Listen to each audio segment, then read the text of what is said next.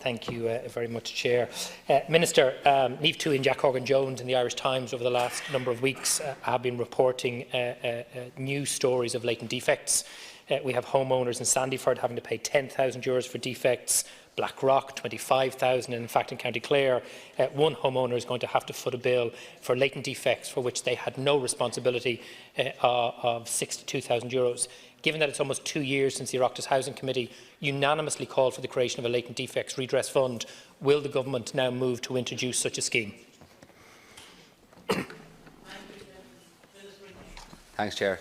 Again, I thank Deputy O'Brien for raising this issue again, which we've discussed a lot in this House over the last couple of years, because it is a very, very important issue, and I think it's been reflected again in more cases brought forward. So it is an issue that Minister Murphy and myself are very interested in as our department, and myself in recognition in the committee working on this as well. So it is something that we're certainly well aware of.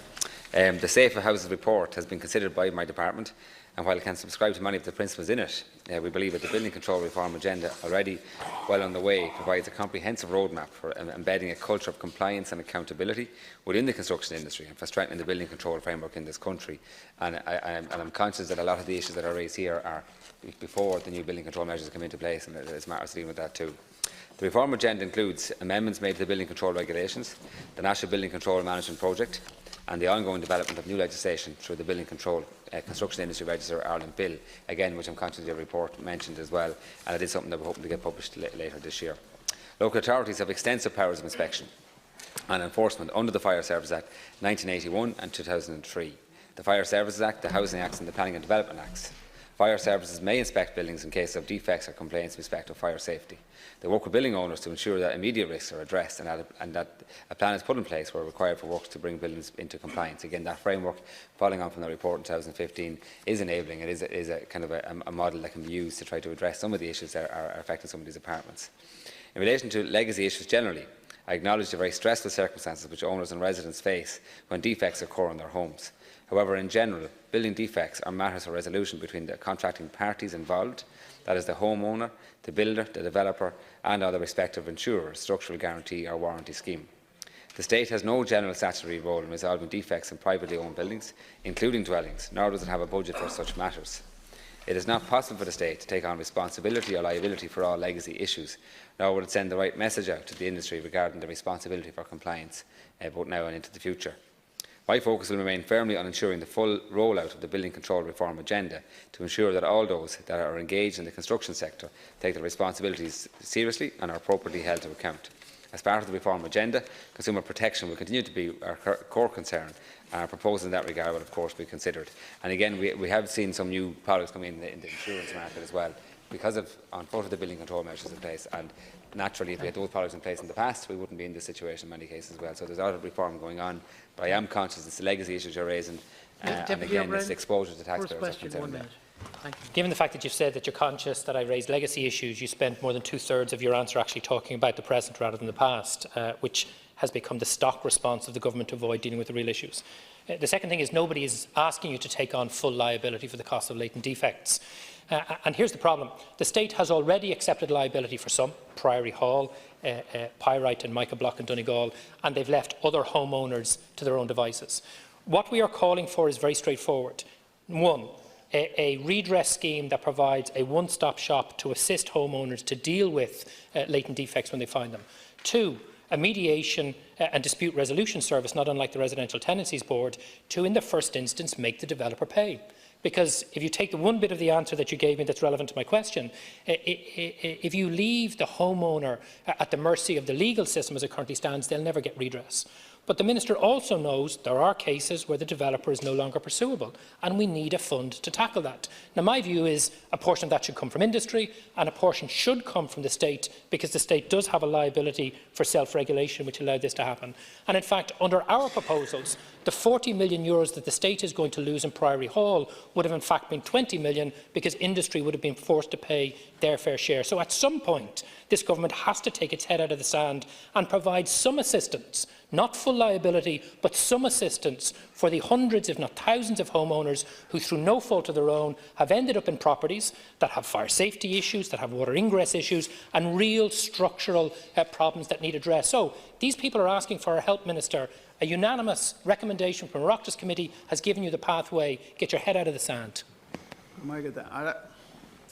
Again, this is an issue we've discussed at length here, and we've been very clear on this in terms of the state's responsibility. And the state didn't accept liability in the schemes you've mentioned. In relation to the Pyrite scheme that is operating and fixed over 1,200 houses at this stage, and in relation to the Mica scheme that's been looked at in Donegal that was announced in the budget as well, again, there are defective products. And again, issues that weren't apparent at the time of construction or the time of purchase as well. That's different to failure to adhere to regulations or to the building control mechanisms or to workmanship as well. They're very different situations, and the state, after going through expert panels and so on, and no other solution could be found, that's the approach that was taken in those two situations as well, and did not accept responsibility, because that's not the case there, because again, there were defective properties as well in that situation too. We've always been very clear on this. The relationship, it's a private relationship between the builder, the owners of the properties, the purchasers and so on, and their insurance companies, their banks, the lending institutions as well. We have tried to address and help where we can, and again, we've always said, if there were solutions there that don't expose the taxpayer to an unquantifiable amount of money and give us an opportunity to help, we would try to do that, and we have tried to engage where we can through the building control mechanism, through local authorities, through the fire authorities, with the framework that's there as well. So it's a difficult situation. We accept that, but there's an unquantifiable amount here that you're putting forward in relation to potential exposure of the taxpayer as well, and it's something that's not the responsibility of the state to do that.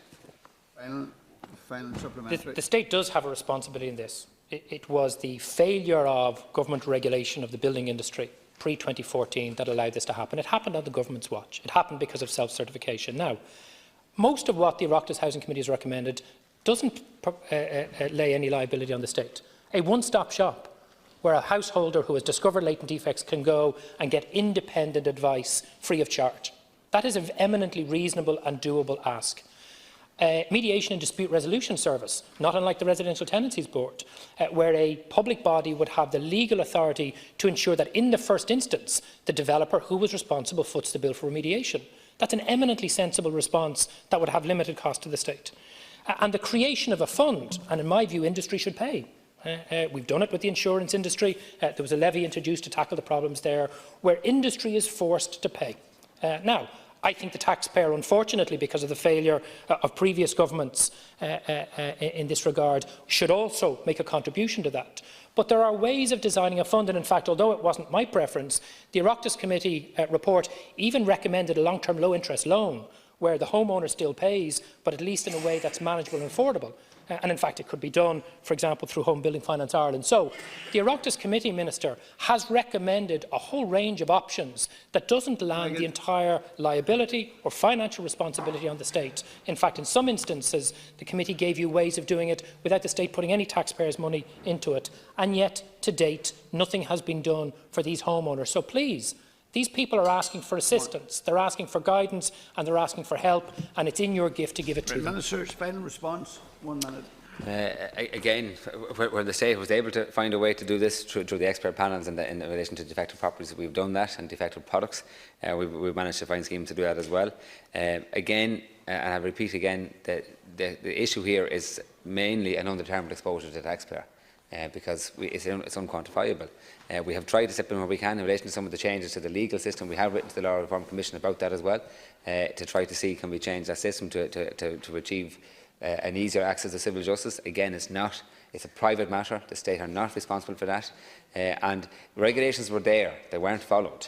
We have strengthened that system since we came into government as a Fine Gael in the last 2 governments, and we've changed that. And that is very clear there, and I think we're all in a good position in relation to building control mechanisms now. And there's other issues that can be addressed as we bring forward the Syria legislation, which I understand your committee are supportive as well. You've had your recommendation on that too. That will be brought forward in the months ahead too, and that will give us a chance to deal with some of these issues about outstanding in the future as well. And it's about putting in place a system that people can have trust in and faith in, and understand that they're buying a top-class quality product as well. And that's what the Syria legislation is about, driving that cultural change that was needed across the system, as well as all the building control mechanisms we brought into place as well. And I will repeat again that there are much more enhanced insurance products now, which are rightly so, and they should have been there in the past, but they weren't.